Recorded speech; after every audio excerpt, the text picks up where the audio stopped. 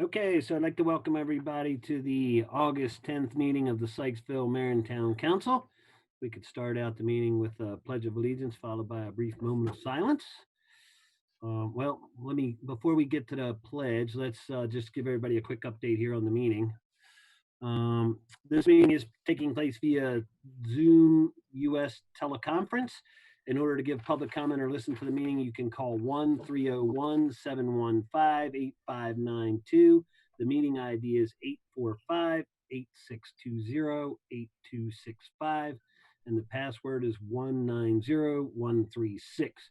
You'll not be able to enter the meeting. Well, that does not apply. Once you enter, you will be placed on hold or on mute. I'm sorry. So now we can get started. So Pledge of Allegiance. And pledge allegiance. I pledge allegiance to the flag of the United States of America and to the republic for which it stands, one nation, under God, indivisible, with liberty and justice for all. Brief moment of silence.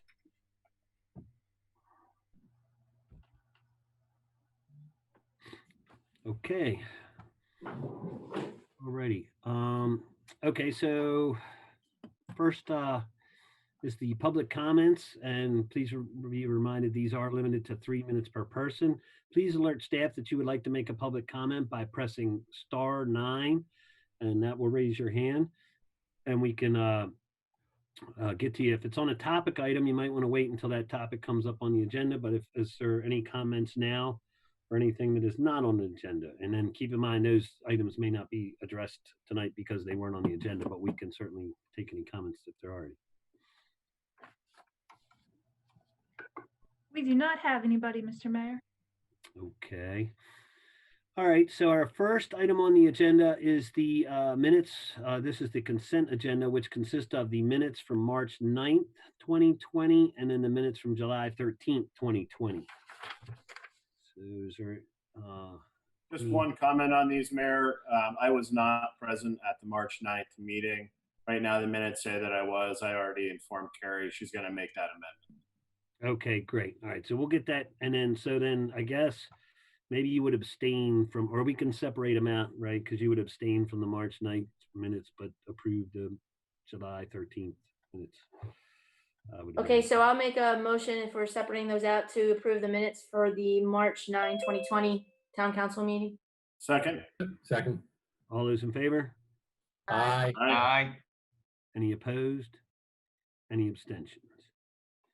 Okay, and then minutes from the, so go ahead, does somebody would like to make a motion for July 13th minutes? I shall do that. I'll make a motion to approve the July 13, 2020 Town Council meeting minutes. Second. All those in favor? Aye. Aye. Any opposed? Any abstentions?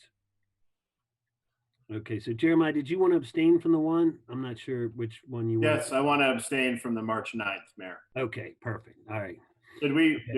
All we did was made a motion on separating them. Did we make a motion on approving them? I just don't know. Yeah, we were approving those, I think, right? So that's why we pulled them out to approve them separately. I'm Okay. sorry. We will need a new second for my motion for the March 9. Yep. Second. Yeah. Second. Okay. Pick one. And then of I'll those. abstain from March 9th. You got it. Okay. That's what I thought. So I just wanted to double back. All right, great. Okay, so our first item this evening is our quarterly update from the Downtown Sykesville Connection. So I'm going to turn that over, I'm guessing, right? Julie's going to be handling that.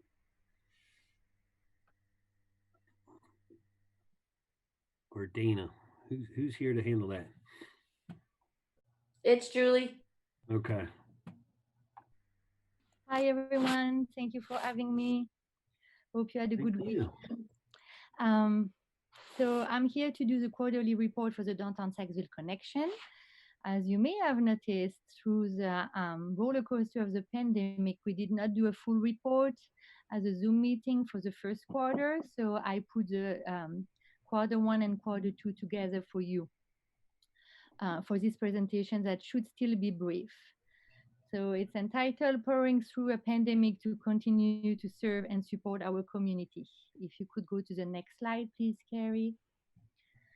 So when the pandemic hit and you're a small nonprofit that does most of its income on large outdoor events, there's two ways of doing things, either curling into a ball in the corner of the office and subbing, or trying to unlearn everything we have done to date and the way we were doing it and recreate a model. And I think for us, it was important to remember who we were, how we were doing things, and what was our mission. We are a small Main Street program.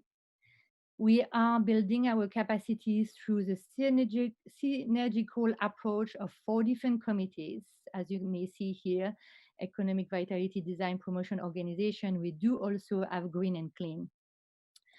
And that's the approach we're implementing. But most importantly, our mission is to improve the quality of life for resident, business owner, and visitor in downtown Sykesville.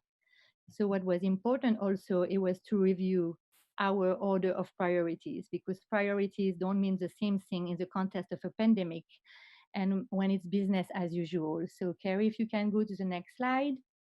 The organization committee, which mission is to focus on the residents, and that had as a goal before the pandemic hit to focus on volunteer recruitment, volunteer appreciation, switch completely its mode to address the quality of life of the resident, but at that time it meant providing people with toilet paper and emergency food supplies. So we very quickly provided, with the help of the town manager, who allowed us to use the townhouse porch, a supply of everything that was needed for all of our residents with a very quick turnout. After that was implemented, it was time to think long-term and large scale. So we partner up with other community partner like the Freedom District Citizen Association, Senator Fry Esther, and Commissioner Rothstein, and many other partners to build a structure called the Community Organization Active in Disaster that to this date is still serving 200 to 300 families every weekend at many different locations. St. Paul Church is a very strong partner of that group and still provide food to this date to people who need it. We continue growing our organization by interviewing, electing, and onboarding 3 new board members that you will see featured in the next town newsletter. And we also went ahead and worked to install the parklets that was most welcome as an extra outdoor seating to complement the one that the town set up. If you can go to the next slide, please, Carrie. Our design committee had a bunch of murals in mind for this quarter, but after we realized that we were going to be on lockdown and that mental health and mood were going to be things to address, especially in young children that were isolated for their friends, maybe not understanding exactly what's happening, we completely reviewed our work plan and created Draw Your Main Street contest for little children. There was also an essay writing contest for small children, for older children. I have put in there some of the beautiful art pieces we received, including the one that won the prize and was exhibited at the post office when it reopened for 6 weeks. We also created a scavenger hunt because at that time we realized that people wanted to be out and about and needed activities to do that were engaging the whole family and maintaining social distancing. So the cards were available at the garden sign for people to pick up, and we were out of the little over 200 cards that we printed very fast, and we could see family on Main Street, still on Main Street, still engaged with the Main Street community, being able to have quality time and still respecting public safety measure. We also completed our pole banner project, which in a pandemic and lockdown contest was a small miracle. And we were very pleased to donate large professional portfolio of pictures to smaller groups that we featured on those flags for them to use at their convenience. Next slide, please, Carrie. Our Economic Development Committee quickly realized that the focus had to stay on sustaining our business, keeping them in business. So we were one of the first community, not only in Maryland, but in a large portion of the country, to offer on our webpage, on our front page, a COVID business directory that was reflecting live each and every modification of business operation for all the downtown businesses, whether they switch from close to curbside pickup or delivery, that was available live on our website at any time. We also worked with the town to implement every program we were fed through the Maryland and National Main Street programs, through the very frequent touch meetings that we had together to just make sure that we were keeping our eyes on the financial health of the pumping art of our Main Street, which is its business community. And as you may know, we were the first community in Carroll County to implement that successfully, and I've gone through the first round of mini grant and also a Main Street retrofit program. We participated to the Best Main Street contest and were awarded June 2nd, $25,000 that did not hurt after canceling the Art and Wine Festival. We unfortunately were not able to benefit from all the bells and whistles that award was supposed to bring, because there was a large ceremony that was supposed to bring some national TV channel downtown, as well as a TV show called Flip Your Town. We still have the hopes that as soon as a vaccine is available and we can be together on Main Street again, the organizer will use the launch of the 2020 contest to host a celebration on our Main Street. Meanwhile, we will grant like it was our job. We were awarded $16,000 from the states that will be going as a matching fund from the mini grant program from the town. So that's quite a success, because we were awarded 2 grants in that same bucket from the states, and that award will significantly cover the mini grant portion as a disbursement for the businesses. We also were awarded a tag project that will fund some of the projects of our organization. So we still can show that we are functioning, operating, and doing committee projects.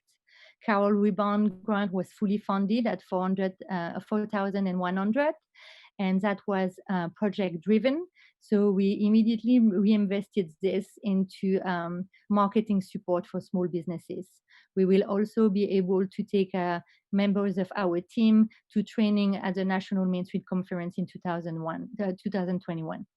We were fully awarded the NORI grant, that is also a state recovery grant, and it will be applied to operational expenses. We have applied to the Heartbeats, the Community Art Council, and we'll hear from them shortly. We have 2 other grants in our list for the early fall, and are keeping an eye out for any opportunity for us to bring more funding to our organization. The Economic Development Committee, as I just to support the business community, organized 3 workshops. The first one was in partnership with Google to train businesses to use YouTube, to exploit YouTube to its fullest potential, because it's a free tool and it's the largest growing marketing platform. So we worked with Google. We had 47 participants to that meeting. It was very interesting and successful. This past Thursday, Lockable, which is a National Main Street Program ally, which means that organization has been vouched by the National Main Street Program as a marketing company that does marketing like a small historical Main Street should be doing. And we had a fantastic workshop. It was extremely interesting. We made it a hybrid between virtual and physical in order to accommodate everybody's level of comfort with the pandemic, and we had close to 50 people, and that workshop also included private consultation with some of our downtown businesses, as well as blog posts, and all of that was a huge success in my opinion. We also, as you can see at the bottom of your screen, created Main Street Bucks, and we are going to experience with that new gift card program that was created and designed to retain customer downtown Sykesville. We are still too small for a large company to design credit card for us that are dedicated to only downtown purchases. So we created our own gift card system with that money. And I cannot see the very last bullet point, but I believe there's one more under the toolbar there that says that we created another type of scavenger hunt to bring back again foot traffic on Main Street. Next slide, please. The Green Committee tried to pretend that the pandemic was not happening for a little while. And we kept gardening and doing all of those good things. And then we switched for sign up genius type of gardening event where we had only time slots spread out through the evening in small groups and only families wearing masks, but we were still able to host some of our good bug, bad bug training from the Green Committee and other of those educational programs. We also have completed the 2 training of the Keep Maryland Beautiful migration process. And I'm very excited to report that soon we're going to have that groups that will be composed of Park and Recs, Public Works, and the Green Committee of the DSC that will work together and be, through that program, eligible for more grant funding for littering program and other of those green initiative fundings nationwide. Next slide, please. Finally, our Green Promotion Committee, after reorganizing the Art and Wine Festival 3 times, decided that it was time to decided to put the focus on virtual. So we created a short video program that made the cover of the Carroll County Time that was meant to keep the business community engaged with their customers, where they were speaking from their home, and there was a human component to it. It was very well received, and it really helped keeping business owner talk to their customer, being seen by their customers, and engage with their customers. We created a t-shirt sale that the proceeds were used to buy the prize for a great contest that we call the This Corona Dance Off, because you need to keep a sense of humor. And we created a new farmers market model meant to keep giving a venue for our farmers market vendors that really needed to have a venue to make an income, and also provide our community with the opportunity of organic and green products. So Carrie, just if you would be able to start that movie, that's one of my favorite from the This Corona. I think it's a minute long, but I think it's important to see what we did for the mood of our community. With volume would be better.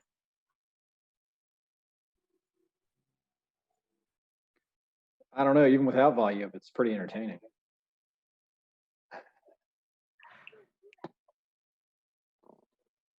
It's really more fun with the volume. But those videos, we had thousands and thousands of views toward the end. It was a 5-week contest for people to get out, forget about the pandemic, have a laugh, and we did. So maybe Stacy, you can sing it for us.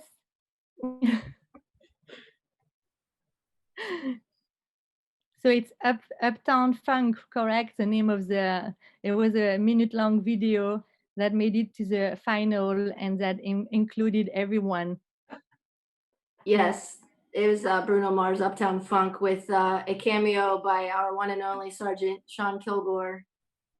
Who I thought was going to dance. I was a little disappointed about that, but I guess you cannot have it all.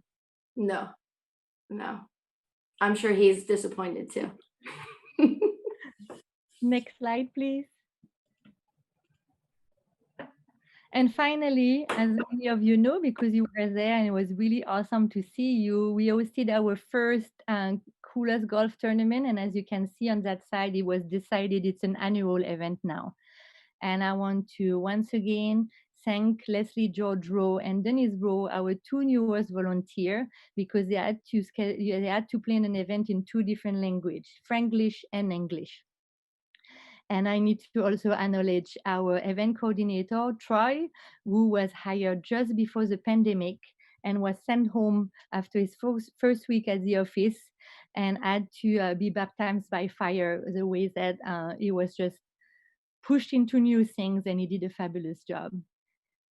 And so that golf tournament, we need to also thank the town for stepping up and supporting us again as a lead sponsor. It was a fantastic event. I think fun was had by all, and we're going to do it again. Next slide, please. And that's it. So as you see, those beautiful masks, some will be awaiting you in your mailbox at the townhouse as of tomorrow. The other one already got their mask delivered or provided at the event. And I think in conclusion to my presentation, I just want to say that we learned so much. There's two ways of seeing what we went through. For sure, it was not fun. For sure, we experienced challenge and difficulties, but it taught us so much. New ways of doing things, strategy we would never have thought of. And I think we're going to grow very strong of what we had. And when we're going to come back to normal, we're going to have so much more to offer to this community. Thank you for your attention. Thanks, Julie. Yep, thank you, Joy, and we really do appreciate all the efforts that you and the Downtown Sykesville Connection have been doing during this difficult time to figure out creative ways to get through this. And so the golf thing was a lot of fun. We had a blast. First time ever I'd golfed in my entire life. Got raging sunburn because I thought it was going to be cloudy, but other than that, it was a really good time. So thank you so much for that. I'm glad it's going to be an annual event because that'll probably be my second time golfing, I guess. Maybe, I don't know if we can get that. But at any rate, and then I just wanted to let you know, I just saw today there's another grant opportunity coming out from DHCD. I don't know if you saw for nonprofits, they allocated another $1 million. Yes, for we're not eligible for that one because that's 506c3 and we are 501c3. I thought it said 501. Are you sure?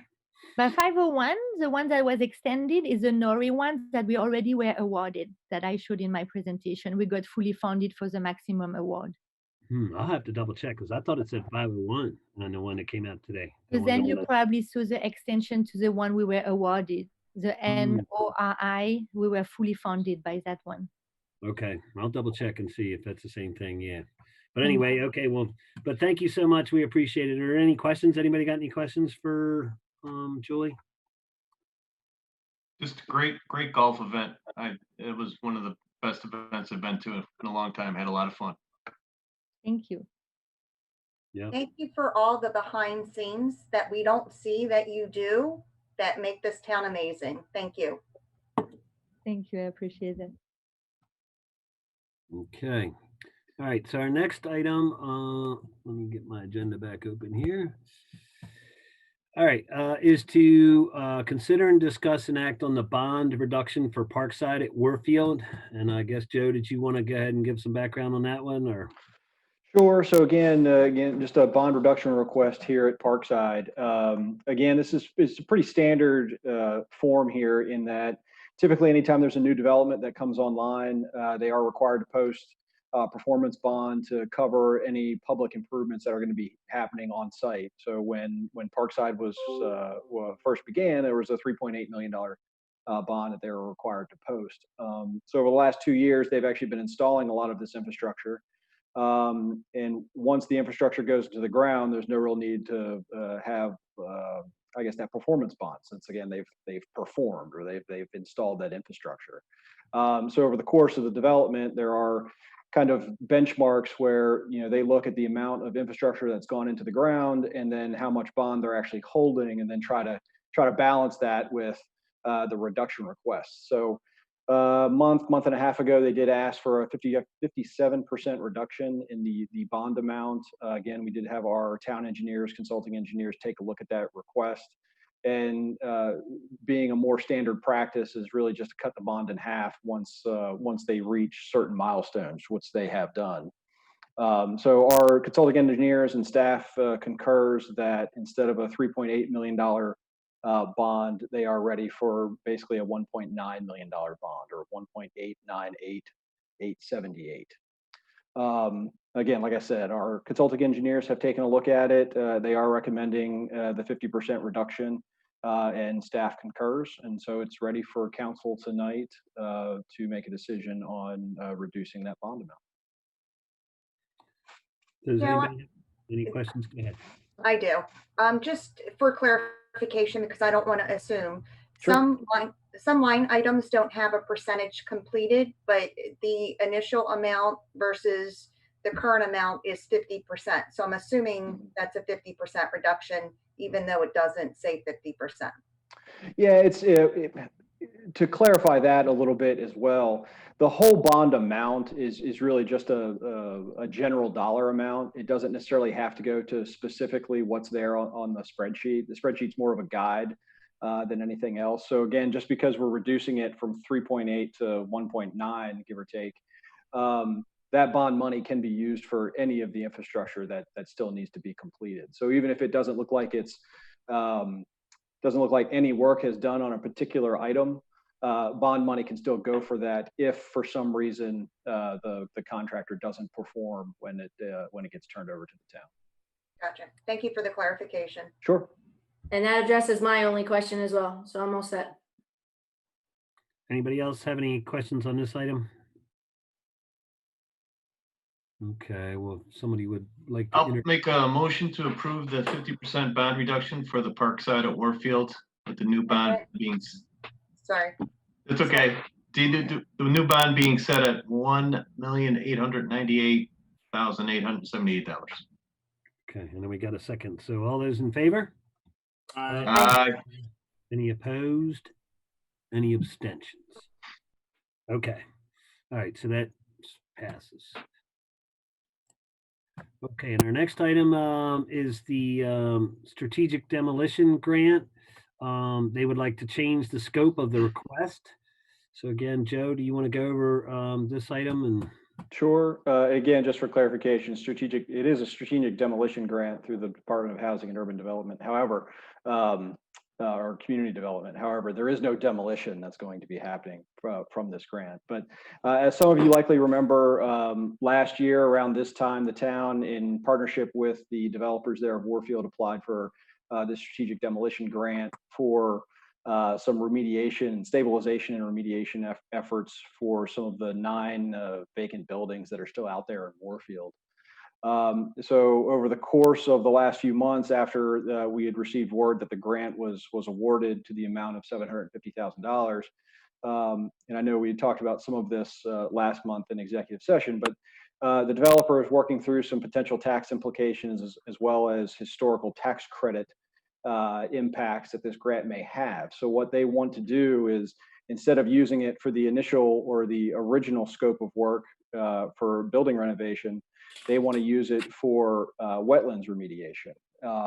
So as some of you may remember, late last year, the town did approve a wetlands remediation plan to expand the wetlands there in Carey Dorsey Park, and then fill in the wetlands that had been created on parcels A and B to make them development ready. So again, instead of using it for building remediation, they're going to try to get parcels A and B ready for potential development and do the wetlands work that was already approved to be done there in Carey Dorsey Park. So again, they did work with the Department of Housing and Community Development to work through the potential scope change.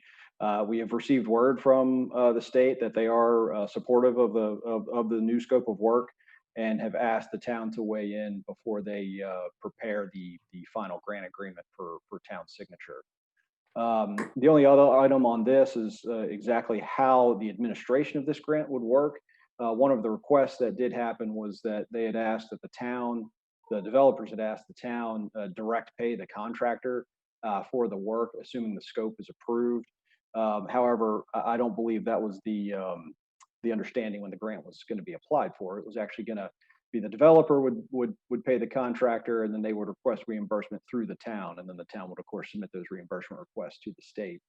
So I would, if the council is supportive of the scope of work change, I would just simply add that I believe the way the administration would work would be as it was proposed originally, and that the town wouldn't come out of pocket to pay any of the contractors. It would simply come to us just for reimbursement.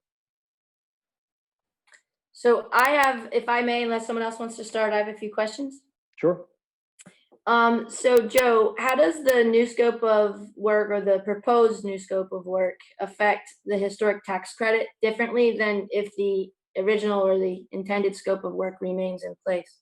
I think it has something to do with the amount. The only work that would qualify for the historic tax credit is work that they would pay for out of pocket. So if they use grant funding to do any work on these buildings, it reduces the overall amount that they're able to get through the historic tax credit. At least that's the way it was explained to me. So it's okay. If I can intercede, you may recall that there are pathways and significant improvements regarding wetlands in the town park area, bridges, etc. That's where this money is going to be directed now, not to the historic buildings, according to the blurb. Right.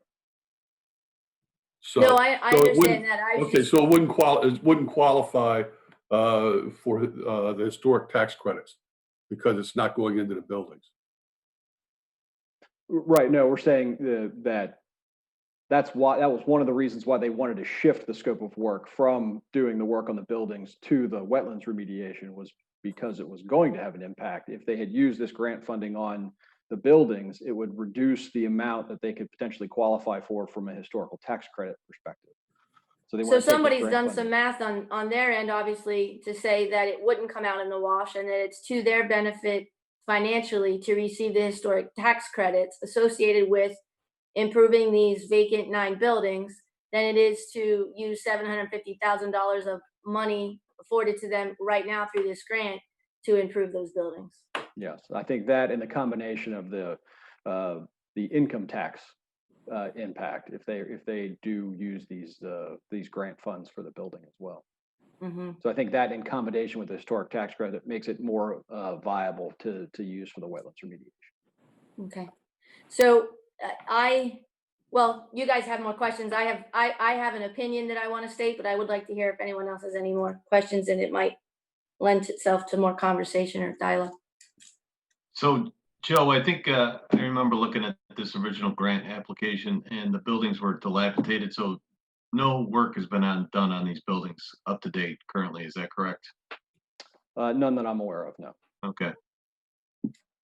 Can we make a stipulation that if we approve the $750,000 to be steered towards the wetlands mitigation, that the bond reduction that we just approved be used for the stabilization of those buildings?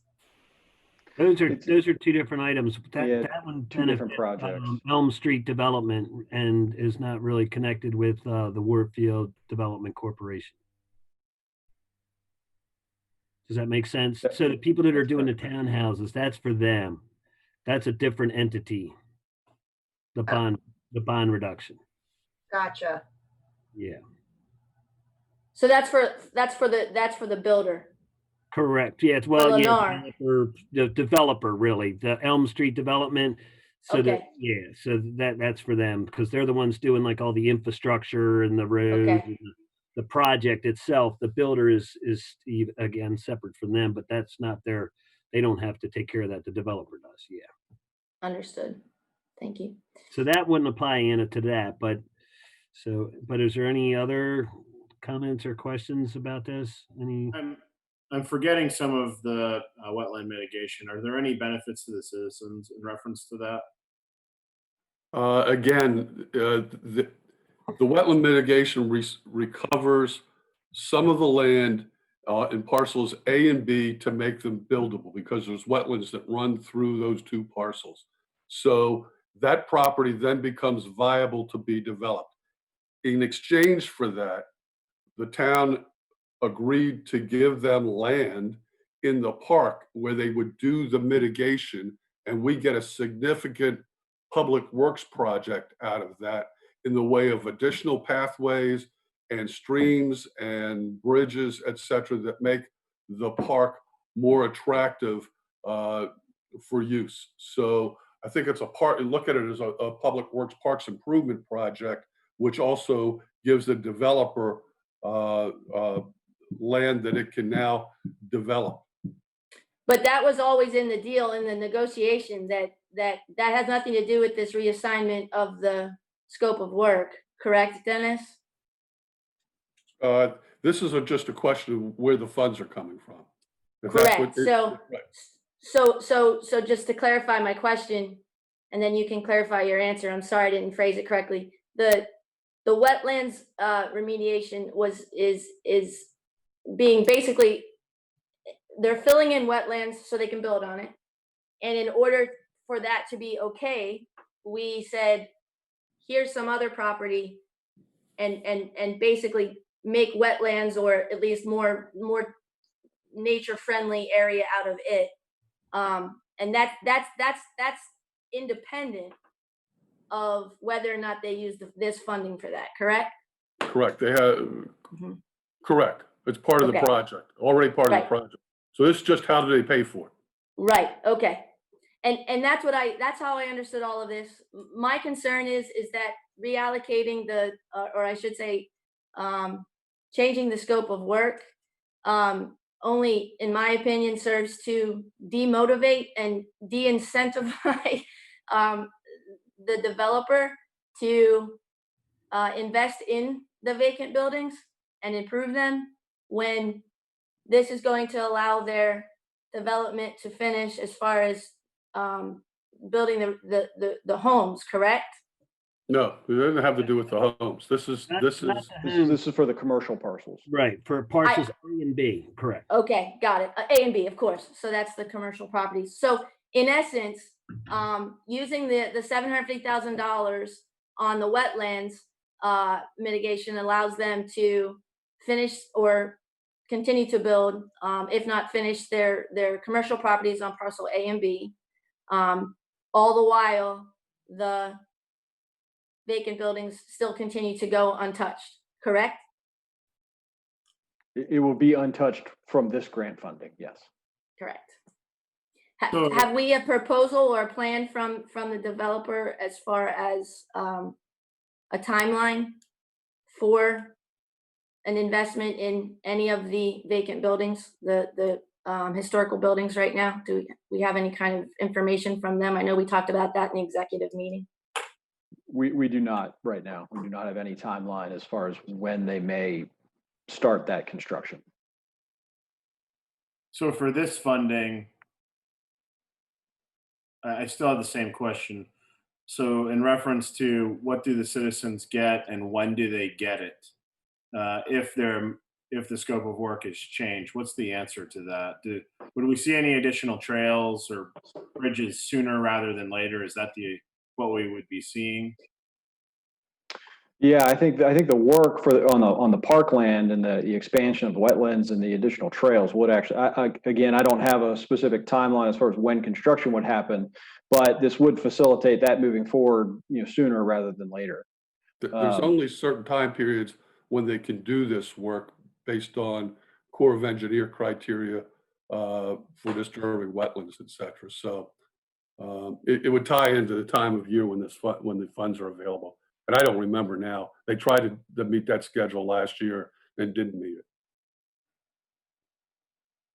Okay, I certainly respect what Stacy you're saying, is that we'd really like to see the buildings renovated. Stabilized, right? Yeah, stabilized and renovated. And that's the priority over parklands. But this seems to be something that we could get something for the citizenry sooner rather than later. And then maybe my last comment about it is that it's going to take a lot more than $750,000 to stabilize those buildings. In my unprofessional opinion. Oh no, it definitely is. Yeah, I think the estimate in the original grant application, if I remember it correctly, was around $14 million to get all the remediation that's necessary, environmental remediation that's necessary for all 9 of those buildings, plus some of the stabilization that's required. Any other comments, questions on this?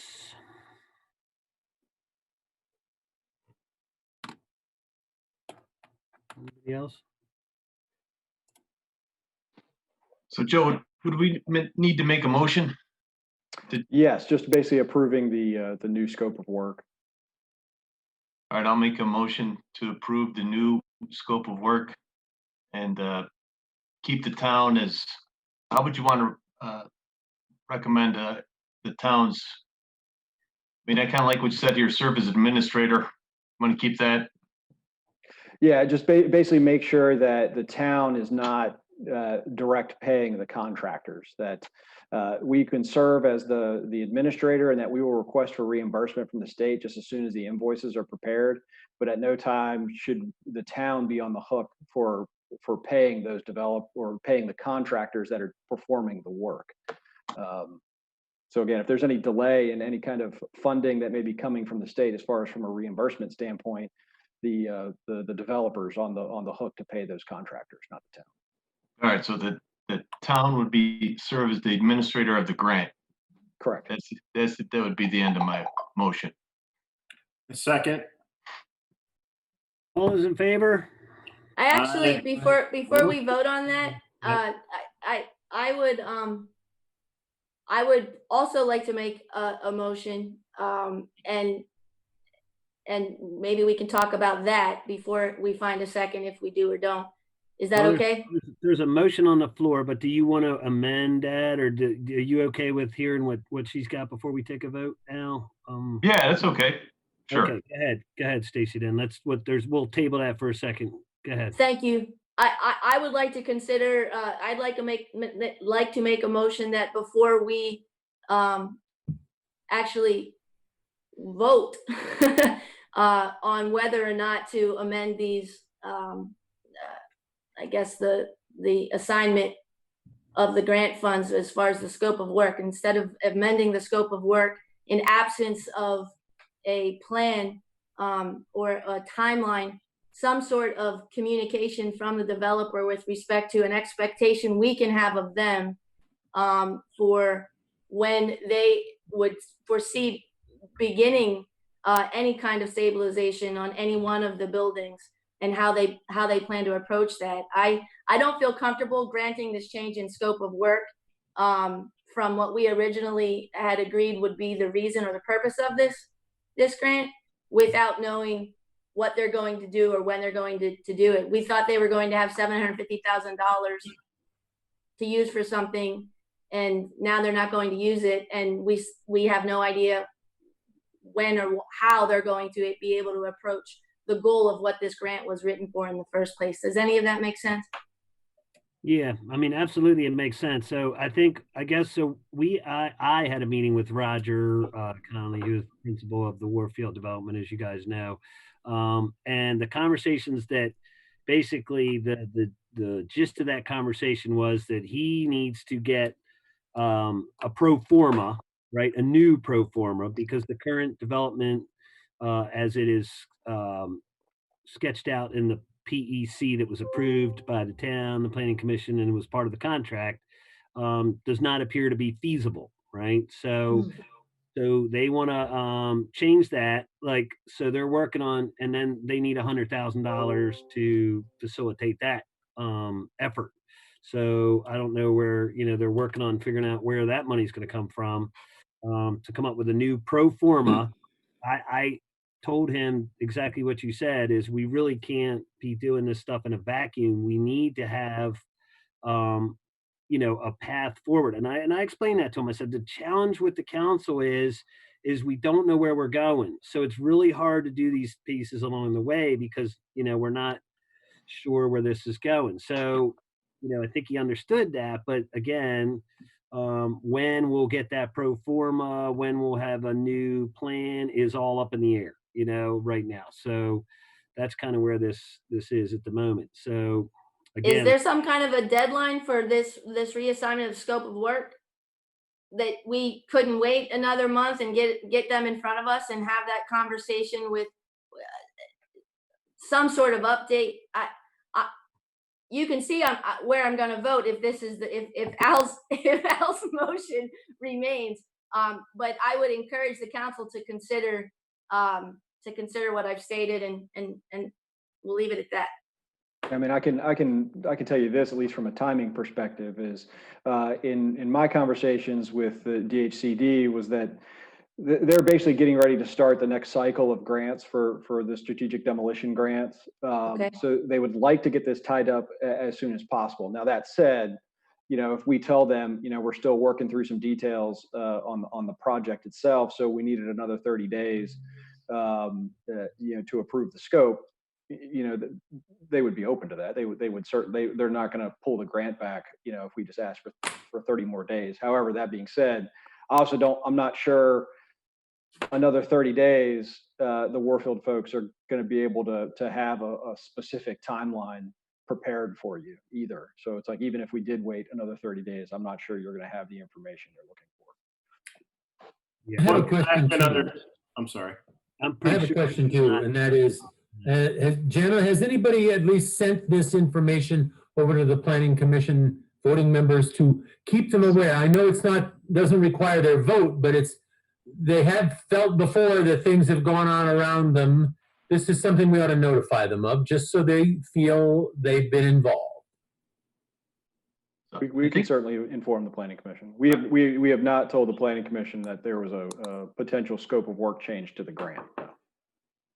But I'm pretty sure the Planning Commission saw the park, what was going to happen at the park and the wetlands there. Oh, yes, that was all part of certainly the, did, and we that was all part were of in the agreement approval. with that. Nobody's questioning that this is the process. I'm questioning the funds used to do it and the de-incentive. Listen, they removed the one person from their corporation that had any experience, wherewithal, and knowledge, if I may, about the restoration of historic buildings, and specifically one on that campus. And that spoke volumes to me. And this is another, in my opinion, example of, a change in the prioritization of this project. And I'm not comfortable with it. I understand. So I have two questions. One of them Stacy asked earlier, which I don't think was answered. Does this scope of work or grant really have a time box to it? And the second question, while you think about that one, is in reference to what is the likelihood that we get additional grant funds if this is not allocated to some project and whether we started work or at least we have a plan for the work?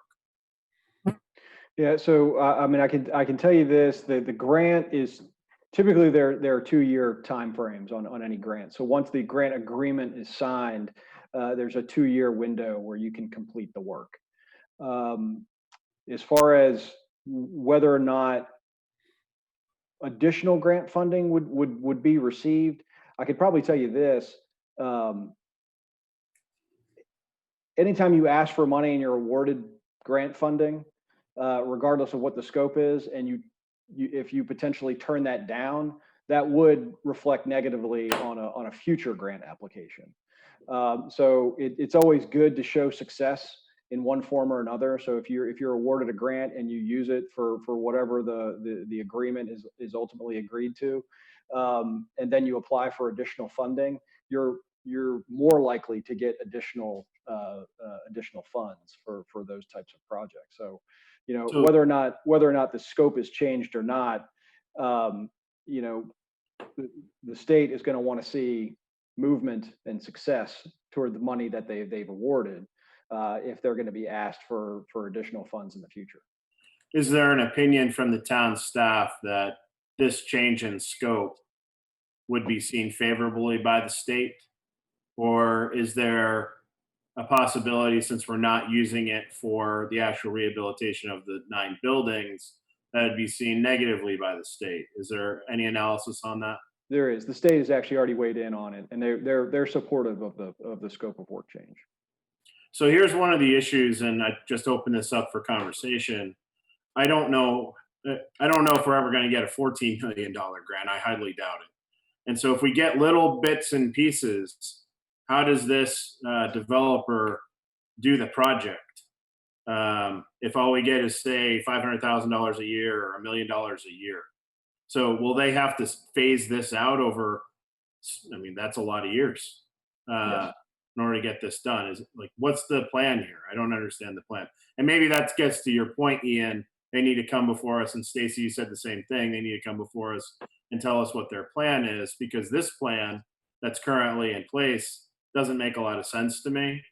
But that's why I seconded Al's motion, is because at least with 750,000, we can get something. And it seems as though the state has weighed in and likes the progress. So that's maybe a different perspective, Stacy, because I really do respect your opinion about, we really want to focus on getting these buildings rehabilitated. Yeah, can I intercede for just a second? No, I'm just kidding. Go ahead. It would seem that this use of the funds to improve the park is difficult money to get. Okay, it's part of public works that's off-site, that doesn't go into property improvement, and so it would be the last component that might get done if you were trying to do it in an economic development process. And yet there's a benefit from an economic development component because it makes parcels A and B marketable. And if you buy the original theory, which was presented, look, we're going to develop this entire site, not just save the historic buildings, and the value of the buildings will be improved because of all that's going around, then it seems to me you've made a park improvements which we wouldn't otherwise get. You've prepared parcels A and B for ultimate use, and you've created a potential for activity which will help increase the value of the historic buildings.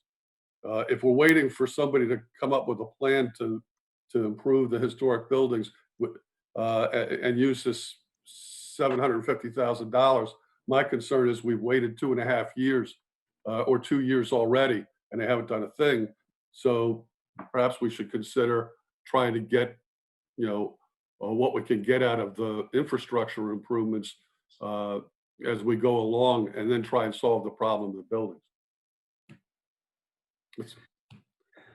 I mean, right. So, I hear you. I guess my only counterpoint to that is, on an A and B parcel, those are going to be brand new buildings, and stormwater would be part of that conversation. Whenever you're building new construction, stormwater and infrastructure is part of the conversation. It just is part of the cost of doing business. But I wanted the council to work their way through this and see what their thoughts were on it. But so it's a challenging project all the way around, and I would say we're many, many months away from getting a revised comprehensive plan, so you're kind of left doing these little piecemeal decisions until that happens. I mean, because they're going to need to do another comprehensive pro forma study, come up, and that takes cash. Then they're going to have to come up with some sort of plan, and then they're going to obviously present that to us. Then hopefully, I mean, that's the hope, right? That there's a real buildable plan here, whatever that looks like. We don't know what that looks like right now, but anyway. Hey, Ian, do you know, has the developer, independently of any cooperative effort with the towns, applied for any grants for this project for the historic buildings? Well, I know they were working very hard on trying to get some funding from the Maryland planning. They were working with them to try to get like a $14 million type thing worked out with the state, where it was like a project. And Joe, you can share on a little bit. We spoke to Secretary McCord, and they've done a lot of efforts to try to do that. So to their credit, they did try to work on changing the tax things and stuff. I just, in this environment, I don't know now how realistic getting any additional funds is. I mean, I guess they're still hopeful, but it's going to be really tough to find some cash for anything new or different, right now. But yeah, they have been, not directly with the town, but certainly with the state. They have been working to try to expand some of the historic tax credit programs and the funding that would be available to those buildings through changes in legislation. Unfortunately for them, a lot of their efforts got pushed to the wayside the minute the legislature kind of shut down for the response to COVID-19. So a lot of those efforts that they'd been working on for the last year or so got the door shut on them pretty quick. I just want to make a comment that with past history, I'm afraid that if we approve this, the stabilization of those buildings are going to be kicked down the can again and again and again until there is nothing left and those buildings are not salvageable. I would tell you that $750,000 would go a long way into closing up the gaping holes in the roofs of those buildings. Like, I'm not talking about stabilizing 9 buildings for $14 million. I'm talking about stabilizing or at least sealing up from the weather 1 or 2 or 3 of the buildings. Like, that's why we all agreed to this grant. Like, this grant opportunity was brought to our attention. We all agreed to it with a particular scope of work. And now they've decided that, oh, wait, you know, I've made my point. And I agree with you, Anna. Right. And it's going to be, I mean, I guess the challenge, and I think, correct me if I'm wrong, just as a point here to make, wasn't this going to be specifically for the F and W building, or this wasn't allocated for all? No, it wasn't. The scope of work was all 9 of the historic structures out there, I think with emphasis on building F. That's right. Right.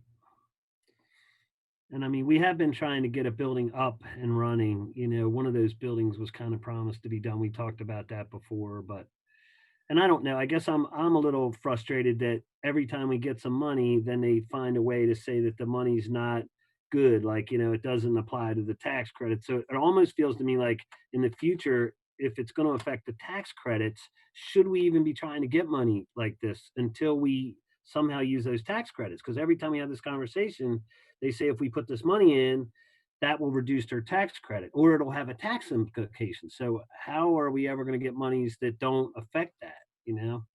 We won't. Is there any way to even do that? Or, you know, I don't know, right? Or is that always going to come up? I think we're setting an awful precedent. Yep, exactly. I would like some show of effort. $750,000 is going to go and be spent like nothing on a building. So if you're saying that they can't get another grant until the 750 is spent, they can do that in 6 months. And it's well within the 2 years that they've got this grant. I would like to see some effort. And if they show us something that we want, then in turn, I think next time they come up with a suggestion that we're more willing to work with them. Because I don't see them working with us at all. Well, and Roger tends to say the same thing. He seems like the council's not working with him. He's like, I've been putting up effort. I don't know why you guys keep trying to stop me along the way. I mean, I really don't see how we're doing that, but that's the I was going to say that I don't remember another conversation even remotely close to this in a year and a half. So, right. I mean, I don't think that that's fully accurate. I'm just sharing with you what the developer. No, I know. Thank you for doing that. I appreciate it. Right. So, I mean, yeah. So anyway, all right. So back, do you want to go ahead then with the motion now that the motion's on the floor? So Al made a motion to approve the change. I think Jeremiah had seconded it, correct? All right. Correct. So That's correct. are we ready to take a vote or is there any more questions, comments? Okay, let's take a vote. All those in favor? Aye. Aye. Okay, so we got 2. Any opposed? Aye. I'm going to oppose too. And then any abstentions? All right. So is Mark there? Did he vote or did he? It was drop? 3-3, Mr. Mayor. It's 3-3. Okay. That's funny. Which means the motion fails. Yeah. Oh, okay. Time and the motion nails. All right. We're going to catch it. Okay. All right. All right. So that's that. All right. Thank you. And then Wait, I'm sorry, real quick, just to make sure I got that right. I have Jeremiah, Al, and Mark for it, and Anna, Stacy, and Ian against it. Am I Correct. missing somebody? Leo's not here. Leo is not here. Leo. Leo's not Thank there. you. Okay, forgot all about him. right. He was going to try to join us, but he said the internet is very spotty sometimes. So He's going to be very disappointed that you forgot about him, Carrie. I feel really bad now. And those who voted no, my yay was barely yay, but I did say do it. It's okay. No, well, thank you guys for the spirited conversation on this. I know it's I important. need your consent on a few items. Okay, Well, Mayor, before we move on, since obviously that motion failed, is there another motion that wants to be made, or is there some other direction you would like to give staff on how to proceed with this request? well, that's a good point. I mean, So maybe some discussion in reference to that. I mean, I think Stacy made a good point earlier that we need to have a schedule in order to move forward. Is there a motion out there? And, I can try to make a motion that we would move forward with this change in scope contingent on receiving a schedule from, I'm not sure if it's the developer or if it's the owner. Someone please help me out there. so Whoever needs to provide the schedule to us. Yeah. the developer owner is the same thing on this parcel. So yeah, it would be them. I mean, but clarify, I guess, what you mean, because I don't think that would apply. Like we're never going to get like a scope of work like from them yet, because they really, like I said, they need to do these studies. They're going to take time. This grant opportunity will have expired before we get the next clarity of where they want to build this, I think. I mean, unless some things really start happening fast. But so I So don't. you're basically saying that there's no real feasible way in order to go through the steps that you identified earlier within the time that the grant is out there. Right. I don't see that happening. I mean, based And on I'll pull back the motion. The motion doesn't make sense. okay. So, I mean, you're pulling back a motion to change something, you mean? No, I pulled back my own motion that I tried to put out on the floor just a second ago. Oh, okay. All right. Yeah.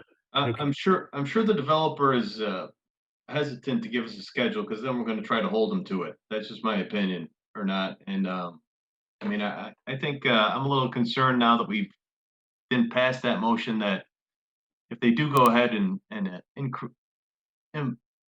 improve the buildings, it'll affect their tax credit, so they'll be financially worse off than they were before. That's just I my would like to see those numbers on paper, because all I'm being told is that it's not that the juice isn't worth the squeeze. This 750 doesn't convey to $750 in tax credits. That it's the combination, if I understood Joe correctly, of the impact it has in form of income tax combined with historic tax credits. Correct, Joe? That's my understanding, yes.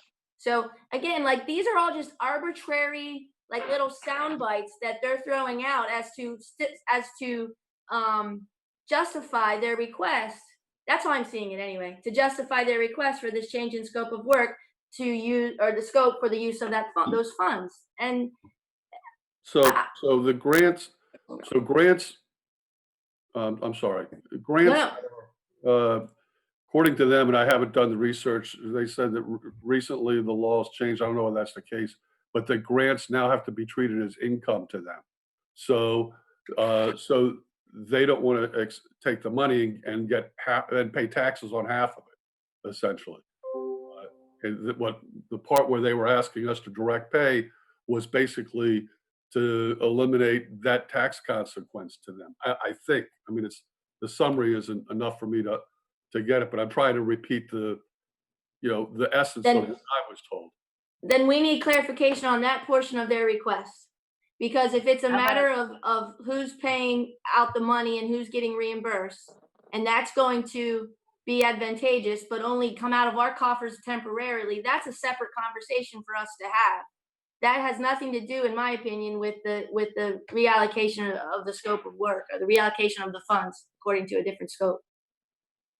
So I got an idea, and I know this won't play well probably with them, but it's certainly an idea somehow to facilitate it. Is if we were to maybe approve this, right, for infrastructure for A and B, that when anything happens on A and B, we get reimbursed this money into the escrow of $750,000 to increase. Like, whenever something's built on A and B, right, this money would be allocated. 750 would be of that sale right, would go into building F or parcel D. Because I think that's the concern, right, is there's no money going into parcel D. So we're willing to make these switches maybe, but I think my concern is that we're never going to get any money into parcel D. So if they were able to sell a $2 or $3 million building at A and B, I think, and this would help them from the tax perspective too, because then they could use this money, like they're saying, wouldn't count against the tax credits, but then they could just put up money. We don't want it back. We just want to ensure it goes into the building. So it's his money. I don't know. What do you think, Dennis? Does that sound crazy? Or is there some way to facilitate something like that that would make any sense at all? There's enough pieces there to have a discussion. He right now he hates the escrow, so it might be difficult. I'm sure Joe hates the escrow. So Right. Well, nobody likes the escrow, but I mean, is there some way that it doesn't even have to come up like in an escrow? You don't have to put the money up now, but if you combine with selling that parcel, then you have to spend money in F or I like F and W because they're the closest to getting done. But I'm just trying to find some way that we can help them, but at the same time achieve the goal that we want of getting some money into D. Anything we can get, because I know 750 is peeing on a forest fire, but we're just not getting, nothing's coming into that, and it's so frustrating. And then I don't know that the grants seem to be counterproductive sometimes. Well, and I think, if I can just jump in and say, I think I've heard loud and clear what the council wants. They need you guys need some sort of plan as to how they're going to proceed with the historic renovation of the buildings that are there. And without some certainty as to when that's going to happen and how that's going to happen, you're reluctant to make changes to grants or the project itself. So again, I mean, I think, this gives us, something to go back to the developers with and try to work something out between now and maybe our next meeting, where, maybe we can at least get some information in front of council that makes you all comfortable with the potential scope of work change. And if not, then, you might just have to let the money go and keep working with the developer on, finding out what type of project is going to be beneficial from both their perspective and accomplish the goals that the town has laid out. And then suffer the, I'm sorry. Can we find out why the town or why the developer won't do something to the buildings? Oh, it's the cost. I mean, and again, that's always going to be the answer. It's the amount of money that's necessary to bring those buildings up to a usable standard is much higher than, I guess. See, even if I knew how much each one of those buildings individually, not combined, all 9 of them, if I knew or had some general idea even of how much $750,000 would do to any one of those buildings, or like I had mentioned earlier, because some of them are really just open to the weather. And I mean, I know that the G building was in bad shape, and it cost over $1 million to bring up to speed. But this is 3/4 of that, and I'm not expecting a building to be completed with 750 or even half completed in some cases. But there's a way to use that, and if we can lessen the tax burden in some fashion and see to it that $750,000 is used for its intended purpose, then I'm down with that. But I think we are just talking arbitrary numbers if we don't know what building could benefit from that amount of money and what would those benefits be. And I don't even think they've investigated that, because they don't want the money received because they don't want to pay taxes on it. If I'm not mistaken, that's the message I'm hearing. Yeah. Well, and here's the overall construct that I've been hearing, right? The current plan is not feasible. So they don't want to invest any more money into an unfeasible plan that's financially unfeasible to make money or to even happen, right? That's the sense I'm getting. So they're saying the PEC that in its current shape is not doable. So I can't build that and make any money. So what I need to do is find out what components I need in the soup to make money, right? Is that you can expect that to be significant housing density change. But we don't know all the pieces, right? So in the absence of what that soup looks like, but that's the issue. They don't want to put money in because the current PEC does not work. So they feel like if we put any money into these buildings right now, there's a strong possibility I'll never get it back or I'll never make any money, right? If they continue down this current with the same PEC. And then the town, of course, would have to approve any change that comes. And if we don't like the change, that the look of that new proposal that makes money for them, well then, and the more leverage we have during that decision, the worse off they are. I think that should be a thought in the back of your mind. As your leverage gets reduced, the more likely you are to make a concession, right? Because you only have one option, right? Or very few options, so that's been the challenge all along with this project. Not a lot of options, they're the only guy at the table right now. So those are the challenges.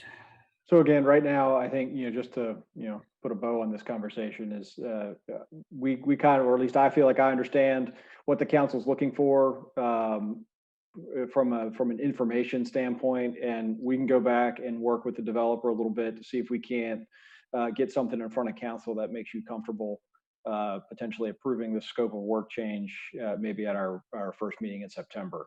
Again, otherwise, if we can't figure out how to present that information, or if they're not willing to share it, then we'll have to make the determination on what to do with the grant funding then.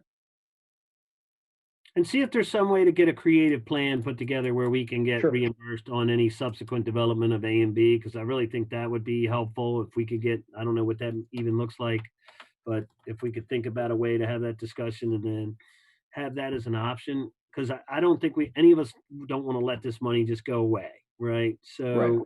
let's try to figure out how to utilize it and then work with them to try to figure out a plan for the future of the project too at the same time. Because obviously if they're going to come up with another set of conversations, then A and B will always be part of those conversations too. And it's deferred money. So Okay. I would like that option.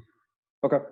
If I could emphasize something that Stacy brought up again, I don't expect them to spend enough money on this building to make it pretty and inhabitable and rentable, but I would like to see at least the hole in the roof fixed. Right. That would make sense. Okay. All right. So I guess you got your idea of how to proceed, right, Joe? So you're good. I do. Okay. All right. So our next item is let's see here. Get my agenda. This is for the strategic demolition grant agreement, right? Yeah, that's the one we just did. That's the one we just did. We're all done there, Mr. Mayor, with Okay, new we're done business. with that. Gotcha. Moving on to announcements. Moving on to announcements. Gotcha. All right. So our announcements is the next Mayor and Town Council meeting is on Monday, September 14th, right here on Zoom again, I think, right? We didn't say that yet. We've been hopeful to get back in person, but it's Still working on it. We're still working on it. We'll right? see. We want to make sure things quiet down and things are safe before we jump right back in. So it'll likely be Zoom, but we'll keep you posted. We have volunteer opportunities available on the Historic District Convention, the Sykesville Rec, the Police Auxiliary, and for maybe 2021, a crossing guard, right? Because I don't know that we're going to have a lot of kids crossing the school right now. You can email town@sykesville.net for more information about volunteering with the town. There is still time to respond to the 2020 census. So I got to make sure I got the updated copy there, Carrie, because that was on my paper version. So what is that date? Is that October? I think you updated this, correct? September 30th. September 30th. Okay, so it's been extended to September 30th. So please, if you haven't responded, please do so. We're very proud of Carroll County has an excellent response rate. And I think Sykesville was in the top 2 there. I looked on the chart, the latest chart, we were up pretty high. I don't know if we've stayed there. Jana might have a little more details on that. I guess she's been heading that up, so thanks, Jana. Okay, so make sure you're responding, because that money really does make a difference for the county and the town. So want to make sure you get counted. All right, and then staff updates. Oh, you can provide, so 2020census.gov is where you go, or you can do it by phone at 844-330-2020. And your personal information is really protected. It's basically residential. There wasn't a whole lot of personal information on there. It was pretty clean cut. All right, so our staff updates. Next item is so capital purchase update. So Joe, did you want to take that? Yeah, I do. I really, this was just for informational purposes. I just wanted to give everybody kind of an idea of where we stood on all of our capital projects. So the kind of the form you see there in front of you is really just an excerpt from our capital improvements plan that was approved along with the FY 2021 budget.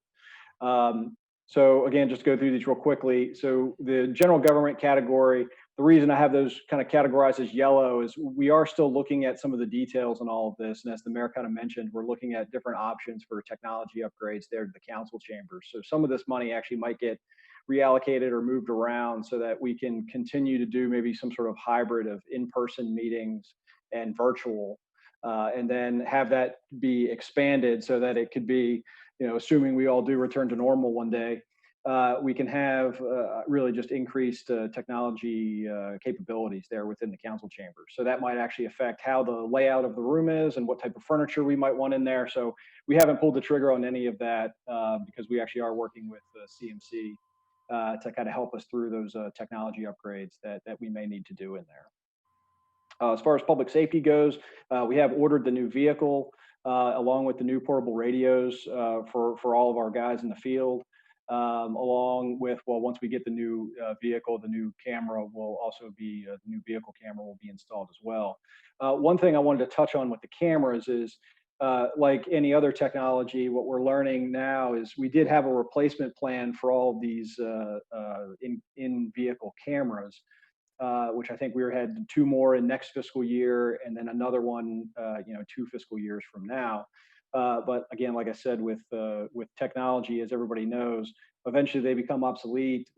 Some of the operating systems that these cameras run on are no longer supported and become, I guess, more difficult to use on a regular basis. And again, these are kind of critical infrastructure for our police service. So here within the next few months, we'll likely bring a request to go ahead and speed up the replacement of those vehicle cameras.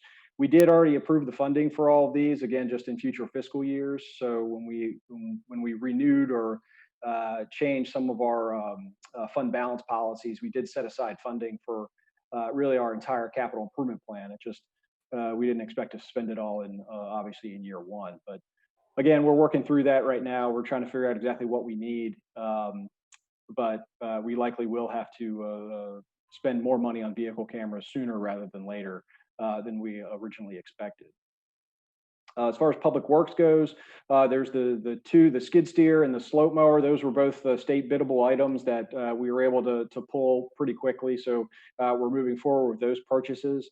As far as the small dump truck that we want to replace and the hydraulic system, both of those were coming in a little higher than expected as far as cost goes on the state bid side. So we're going to try to actually bid the small dump truck by itself, just through our typical bidding process. Hopefully we can get some better pricing and see where that lands. So once we get updated numbers on that, we still may proceed, but at least on the state side, the state bid side, there was a funding gap in what we requested and what the numbers were coming in at tune of almost $12,000. So we're hoping if we bid it ourselves, maybe we can get something a little more dialed in and maybe a little more in line with what we expected. Then we haven't moved forward at all on the maintenance garage doors or the new dumpsters, again, just because we want to see how some of those other purchases within those departments come in before we spend any additional funding. Streets and transportation, we actually did a really good job with our road repaving. Mark did a great job kind of administering that project. So all of our planned repaving efforts for current fiscal year have already been completed, with the striping hopefully to be installed here in the next few days, and certainly by the end of the week. A couple of minor sidewalk projects that we still want to try to accomplish this fiscal year. Along with, I know I've had several questions about the one here on Main Street near the creamery there at the south side of Main Street. Again, that's still on the schedule, hopefully in the next coming weeks, to go ahead and finish that. And then the only parks project for this year is the work on the South Linear Trail, or the south portion of the Linear Trail. That's actually a grant project. So we've applied for all of the funding through the county. There's another step that we actually have to apply for through the state. But again, we're working that program, and as soon as funding becomes available, we'll go ahead and pull the trigger on those trail upgrades. So again, just a quick snapshot. I wanted to let you guys know kind of where we stood with all of our capital projects that have been approved this year. That's all I had.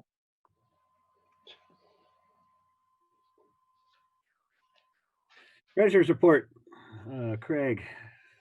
Good evening, everybody. Hopefully you're still awake here. Hopefully you got the treasurer's report. Seems like a few of you didn't get the public safety report. I don't know, Mark, did you get the treasurer's report? Hopefully you did. Obviously, it's the beginning of the new fiscal year. We're off to a little bit of a slow start. I mean, that's not surprising considering July can be pretty slow, especially in terms of the revenue side of the coin. Actually, Carrie, can you move like 2 pages down possibly? You can? Okay. That's the balance sheet. It's not really relevant in terms of knowing what we're doing with the budget. We're about 33 under right now. Basically, that's because the revenue was pretty much flat, except for we did get the town county agreement monies. That was nice because usually that comes in about August. So we got that already, which was the 259,611. You see down in intergovernment, if you got that open. A lot of the weakness right now is just in terms of the property taxes, the real estate taxes. Historically, we usually get that around August, September, October. Last year, that's when we got them. They're decent amounts. I mean, by like the end of October, we had gotten almost $1 million in. So any day now, we should be obviously getting some of that in. That'll be quite helpful in maintaining the pace.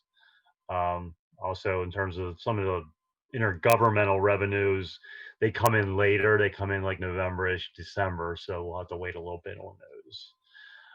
In terms of expenses, they're pretty much online. I think the only thing we had that was a little, I guess, a timing issue was we did demolition of the girls' shelter. We were hoping to get that expenses in fiscal year 20. It didn't happen. We finally got that project done just recently, so it kind of fell into fiscal year 21. So kind of wasn't expected for that. That was about 18 grand. So we're kind of over budget in that particular category. But that's right now. That's the only area right now that we're over budget. And just to build on that real quick, for everybody's information, really, is there were several grant funded projects that we had in last fiscal year that did not get completed. So when we do our first budget revision for this fiscal year, we'll actually pull all of those, both the expenses and the revenues, into our current budget. So it won't look so out of whack the way it is. But again, this isn't necessarily increasing. This is not additional funds. These have been projects that have been previously approved and previously funded. We just didn't expense it in FY20, so we just have to pull them over to FY21. So that kind of wraps up right now the treasurer's report at this point in time. If anybody has any questions, anyone has any questions at the moment? If not, certainly if you have later, as always, you can always email me and I'll be more than happy to answer any questions you may have. But at this point, I'd just like to present the treasurer's report to the council. Okay, any questions for Craig? Good job, Craig. Yeah, good job. Motion Would to like- approve. Go ahead. I'm sorry. Go ahead. A motion to approve the July 2020 treasurer's report. Second. All those in favor? Aye. Aye. Any opposed? Any abstentions? Okay, that's approved. Craig, did you have any more comment? Oh, no, it was actually just a comment. Wanted to thank Julie as well for letting me my first tournament and got to meet everybody a little bit more. And it was kind of a lot of fun on Friday. And I really appreciate having the opportunity to do so. I like to have the opportunity maybe to pick my own team next year, if that's possible. I don't know. Or well, the mayor's short game is vicious. He's got a great short game. Yeah, you're quite the pro, but he's already trying to ditch us. Darn it. That was fun. I'll do it again. Same team. Same Hey, team. Craig. It's fine. Yeah. He's quite the golfer, but look, he's trying to cut off the dead wood for next year. Darn it. Right. We'll take you next year, Craig. Yeah. I was gonna say no. Well, thanks for carrying us, man. It was fun. Yeah, we had a good time. Thanks. Mayor's good sport. Yeah. Thanks for the lessons. Yeah, you gave me a lot of good. All Wear a right. hat next time, Mr. Mayor. What's that? Wear a hat next time. Yeah, I learned that. Believe me, I learned now. I got the sunblock in the bag and a hat. That's going with you no matter what happens. So you only get that once. All right. Okay, so that's our next item then. If we can get back, let me see where my agenda went off to. All right. Public safety report. Yep. So we're public safety. Yep, Chief. Good evening, everyone. Good evening. I would like to echo those comments about the golf tournament. It was a great opportunity for me and the officers to play together, and we appreciate the town sponsoring us and allowing us to put that foursome in. So I'm looking forward to it next year. All right, let's talk about the calls for service covering the period July 6th through August 2nd. You can see we had quite a few events, 708 to be exact. Some of the highlights are a large number of patrol checks, which as you'll see later in some of the incident reports, proved to be crucial in discovering some of these graffiti incidents that I'll talk about here in a minute. But 452 patrol checks, 40 foot patrols, 6 community policing events, and 14 assist other agency. Again, a total of 708 events for that period of July 6th through August 2nd. Any questions about any of those events or any of the 26 incident reports that we completed during that period, which should be the second and third page of your packet?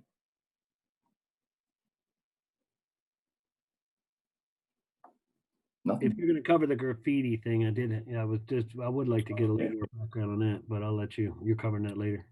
Yeah, kind of a recurring problem, particularly at Warfield and the Cooper Park. As you all will recall from the past, those have been favorite spots for what we consider to be mostly juveniles tagging the buildings and the tunnel. So it's happened again on several occasions. We believe that they're related just by the nature of the tag and the graffiti. It's a script-like tag it's very unique, and it has shown up in more than one occasion. So we think they're definitely related. Even subsequent to this public safety report, we've had several over the weekend, and actually one reported today in town. So I've directed all of the officers to be on alert, particularly during the evenings, particularly if you see juveniles out and about. Try to develop probable cause to, search backpacks or cars, obviously looking for paint cans, stop and ID anybody that's seen, particularly in the area of Warfield or Cooper Park after dark. And in addition to that, we've actually installed several cameras, and we're in the process of purchasing more. I won't go into all the details about the cameras for obvious reasons, but we will have multiple cameras at multiple locations that I hope will assist us in not only deterring, but potentially apprehending the people responsible for this destruction of property. Any follow-up? One other quick question as far as the Warfield goes. I mean, and I guess we can talk about this too, but I was just curious about any Have you had any additional conversations with the developer over there about security as far as like fencing or any of that stuff? Is that sort of went cold, or was there any more conversations about that? There hasn't been any recent conversations, as you will recall, quite some time ago. Steve invited us over to meet with him to discuss security procedures there at Warfield Complex. That's when we talked about the fencing, the lighting, the cameras. Since that time, really the only thing that they have done is the fencing so far. We're kind of taking it upon ourselves to put up some of these cameras. But again, it's really going to come down to increasing our patrol checks, and the officers are already doing a great job.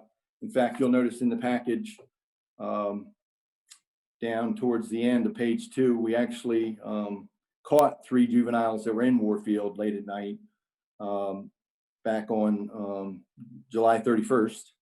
But they didn't have, all they had was flashlights. There was no paint or no other indication that they were tagging or doing any damage. But we're doing the best we can with the resources we have to be at all places at all times. But obviously we can't be everywhere 24/7. But I think our officers are doing a great job of proactively checking these locations, to include now the apple butter factory, which was tagged here recently on the back of it, the back side of it.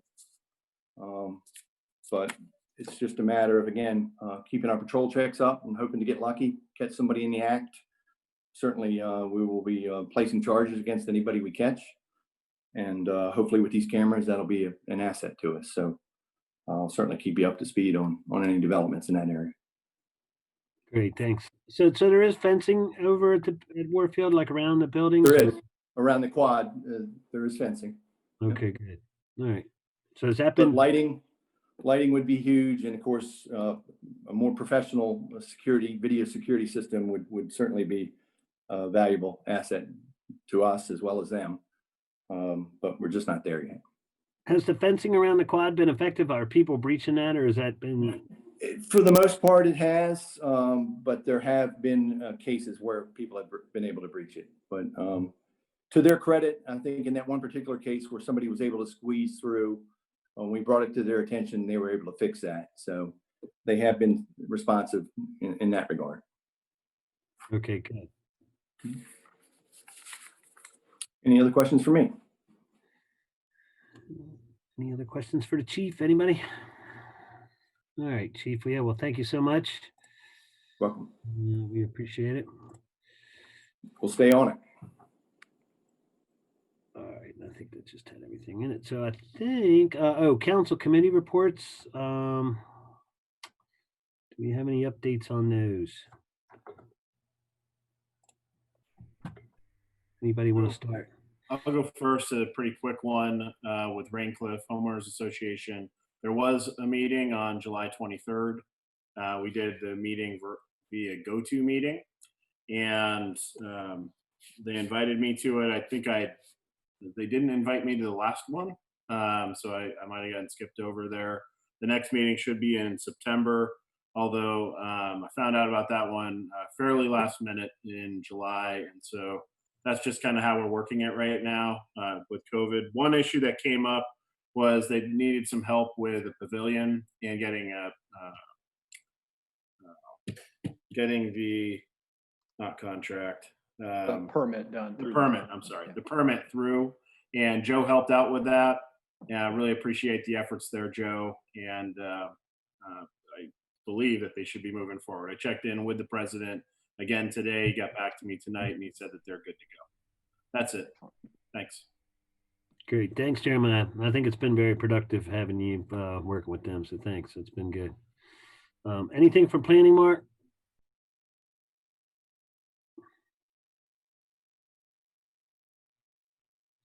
I think that's enough. No, but I don't know if the subcommittee that Joe is more privy to happened, but there was no meeting, so there was I have nothing specific planning. Joe, was there anything that you might want to pass on to us all? I do, just to again keep everybody abreast of the comprehensive plan rewrite that's going on.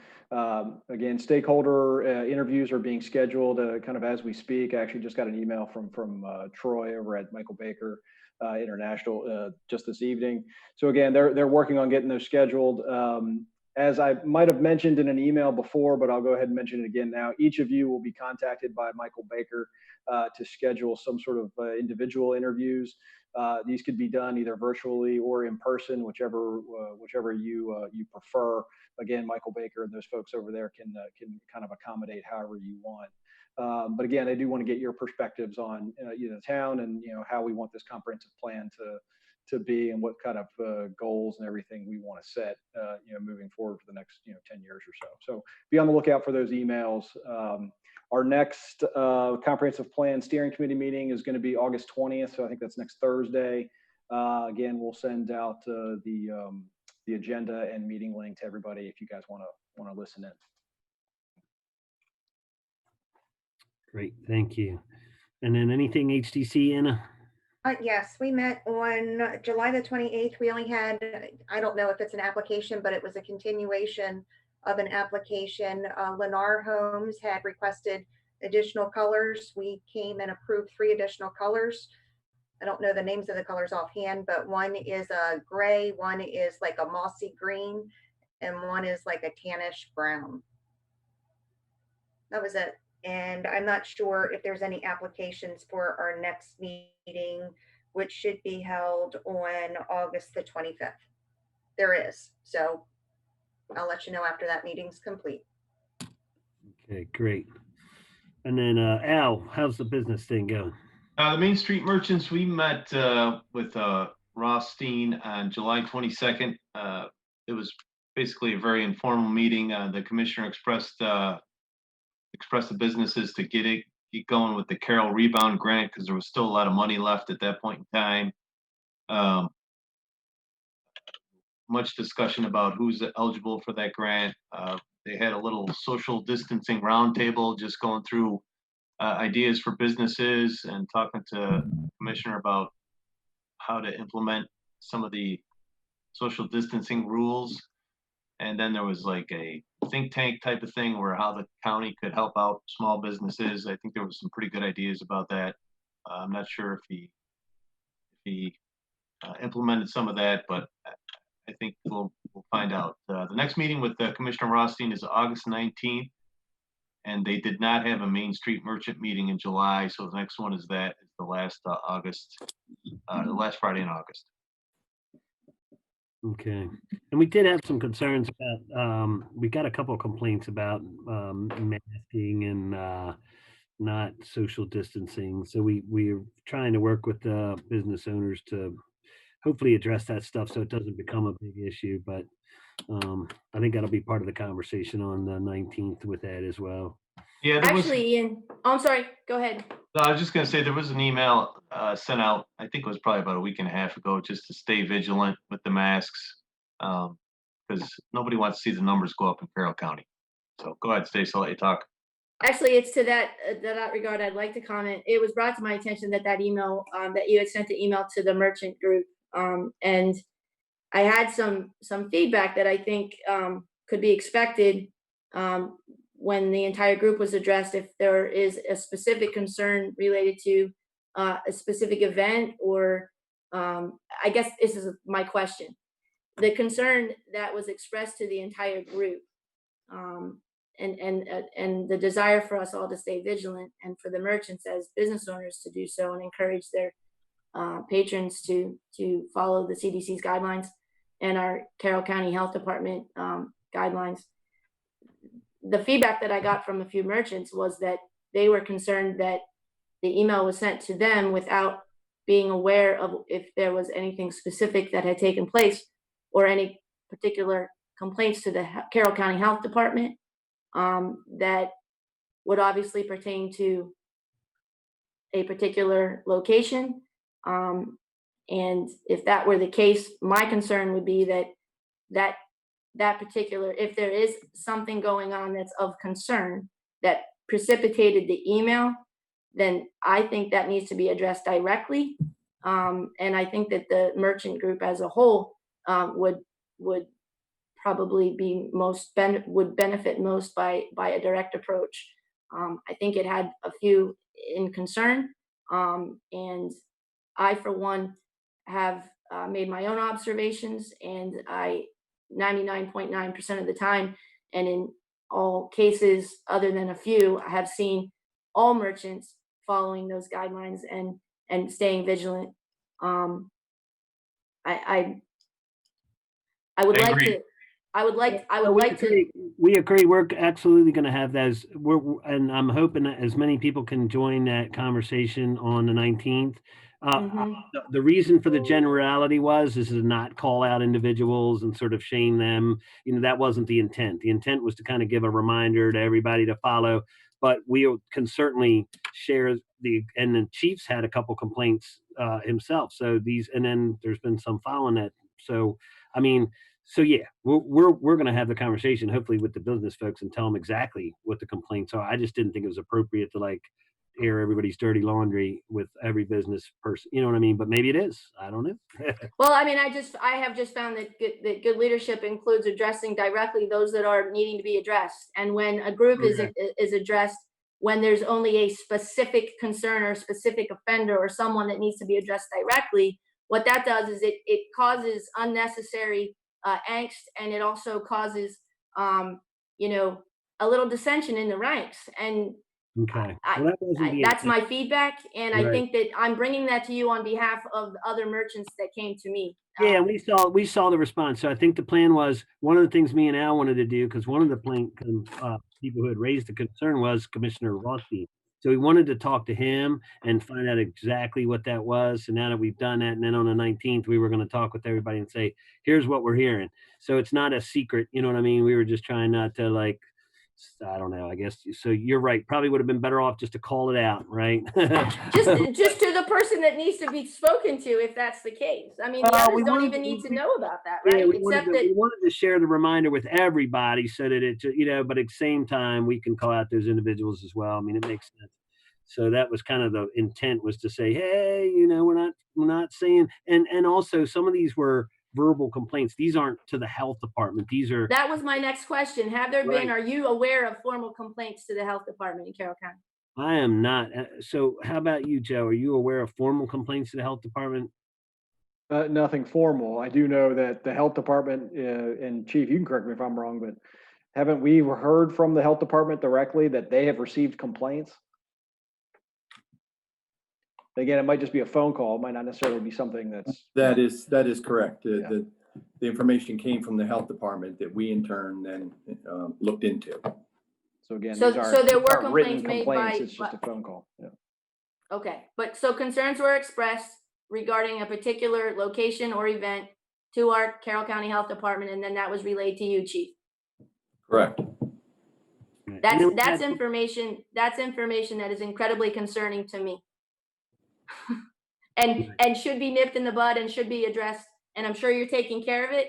But if more than a week has passed even between that and a direct address of this problem, I'm disheartened by it, because I've actually seen it recur. What my concern has recurred now 3 times. So. Right. Yes. So there's definitely one, you know, so, but again, we'll talk about that on the 19th. That's fine. Thank you. We'll meet with the business, and we'll deal with it head on, you know? So, okay. So, Very cool. a question from me in reference to it, because it's also concerning to me. Is there any reason we wouldn't just build a protocol for these types of issues? That, I mean, it sounds like, Chief, you already have one. So is there a town protocol for how, when a health department complaint comes in, how an informal complaint comes in? I mean, how are we dealing with those? Just so that we're all clear, just in case we also get asked. I don't think there's a town protocol, but there's a statewide protocol that requires, that empowers any police officer to take enforcement action upon receiving a complaint and investigating a complaint of the governor's executive orders. So, I mean, is this something that we could look into for, like, if Joe gets I imagine, Joe, that what you're doing is anytime you get a complaint, you talk to the chief about it, but I don't know what that process is. Yeah, I mean, we can certainly put together, again, if we put together a formal policy or protocol, it would probably be very similar to what the state already requires, in that, Sure. Once we receive something, we're required to at least go to that business and inform them of the complaint and remind them of the rules and regulations that are currently being required right now. Obviously, if you continue to get those complaints, then eventually you get to a point where you start writing citations and you start, fining these people for continued violation. Again, nobody really wants to do that, but again, if push comes to shove and you have to, people continually ignore the rules, they're really putting everybody at risk. So, again, that's kind of been the protocol that we've been following. But again, we're happy to put together a kind of a formal policy so that you guys can see kind of, what rules we do follow. Okay. All right. Yeah, I appreciate that, Joe and Chief. Thanks for trying to, I know it's a tough thing to navigate, and we do think overall everybody's doing a really good job complying. So overall, it's been really good. So I think the business owners really as a group need to be commended for the effort. Yes. Things have been done very well. So to have just a couple of sporadic complaints, I think is actually pretty good, but we can address them directly and then, try to eliminate it because we want to have zero, that's the goal, right? So we'll talk with them on the 19th. And then if, we can hopefully clarify everything and get us back on track, 100% compliance. So I just have my Spark report, if you don't mind, real quick. Sure, go for it. Thank you. So I wanted to announce, well, I'll do that last. The Spark is purchasing, or has recently purchased, a new movie screen for our better and bigger viewing pleasure. Our current screen is coming up on 11 years old. This will be its 11th season. And we've increased the size of the current screen from 12:7 to 16:9. So that'll give us some better opportunity for larger crowds, since things have become in the recent years much more popular. Our movies have become much more popular, and currently we're finally getting our volunteer and event volunteer vests. They're to arrive tomorrow. We didn't get them in time for the Saturday's movie, but and I actually would defer to Jana. I don't know, Jana, have you heard anything about the turnout at the movie on Saturday? I have not spoken to anybody yet. Okay, but I will haven't email either. tomorrow and see what I can find out. That'd be great. Thank you. I usually reach out. I had a family emergency and it distracted me. So, and then the other item I wanted to mention was our community cleanup. Let me pull up my flyer for our flyer. It's not mine. Our annual Parks and Rec litter cleanup is going to be Saturday, August 29th at 9 a.m. till 12 p.m. or as long as your heart's content, you can pick litter. But we're meeting at 9 at the townhouse, and we'll provide trash bags. We would encourage anybody who's interested in beautifying our already beautiful town to bring some heavy work gloves and some proper footwear and some hats and some sunblock. And that we don't have. Highly recommended. Sunscreen is highly recommended, and or a hat, right, Ian? Yeah. So anyway, we're meeting at the townhouse at 9 o'clock on the 29th of August, and there will be, we'll send that out, we will ask that staff send that reminder out, announcement out to the community when appropriate. That's it. The sun won't even be up at 9 o'clock, Stacy. Oh, it was this morning. Yeah. Well, and so thanks for that. It's always a good event, man. And we always get a lot of trash done. So are we going, where's the place this year? Is it South? So we haven't quite decided on where we're going to disperse to. We just know our gathering point. We have a meeting on the 28th, which is the day before. So we're probably going to put our thinking caps on the night before at our meeting and get a good handle on where we are most needed. I have my own ideas, but nobody wants to walk along the railroad tracks because it's apparently illegal and dangerous, but it's really needed. It always looks good too when you do that. So Yeah. we've been illegally and dangerously cleaning up that trash for a little while now, but Yes, I do it every week. Ian and I have been doing it for the past couple of years, climbing up those rocks. Yeah. At your own risk. Yes, listen for the whistle. Mhm. All righty, well, thank you for that. Yeah, there's no update on the schoolhouse and the gatehouse yet, but we'll hopefully have something for you by next week. Other than that, I think that's it, right? We covered everybody. We didn't forget anybody, did we? Okay, all right, so that's about it, right? There's nothing on the closed executive session, so we're good. So we just need a motion to adjourn then. Motion to adjourn. Second. All those in favor? Aye. Aye. Aye. Any opposed? Any abstentions? All right, well, thank you all for coming and your participation. Very much appreciated. And we will see you soon. I think we should have a reprise of that video that with the volume this time. Yeah. You can see that on Facebook, Stacy. All right. All right. Good stuff. Have a good Listen, my 15 School board minutes thing, is that was- only going to happen once, and I feel like I got cheated. Right. Good night, you guys. Good Good night, night. everyone. If you could have all. got Sergeant Gilmore to dance in there, that would have been the turn.